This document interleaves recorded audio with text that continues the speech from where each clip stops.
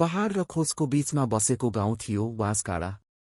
टाढाबाट हेर्दा गाउँ हरियो समुद्र जस्तो देखिन्थ्यो, किनकि जहाँ नजर पुग्थ्यो त्यहाँ केराका बोटहरू हावासँग लय मिलाएर नाचिरहेका हुन्थे।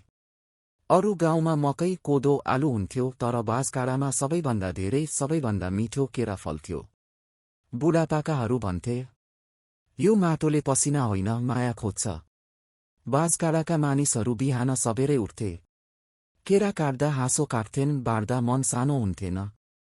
कसैको घरमा दुःख पर्यो भने केरा लिएर ढोका ढकढक्याइन्थ्यो, पैसा होइन, साथ दिन। एक वर्ष ठूलो आँधी आयो। धेरै केराका बोट ढले। बाहिरका मानिसले भने, अब बाँसकाडा सकियो। तर गाउँलेहरू सकिएनन्। ढलेका बोटबाट नयाँ बिरुवा निकाले, माटो सम्याए, फेरि रोपे। केही महिनामै बाँसकाडा झन् हरियो भयो। त्यो देखेर सबैले बुझे, बाँसकाडाको शक्ति केरामा होइन, एकतामा रहेछ। आज पनि जब कसैले सोध्छ, बाँसकाडामा के सबैभन्दा धेरै फल्छ, गाउँले मुस्कुराएर भन्छन्, केरा त फल्छ नै, तर यहाँ विश्वास, धैर्य र मानवता अझ धेरै फल्छ।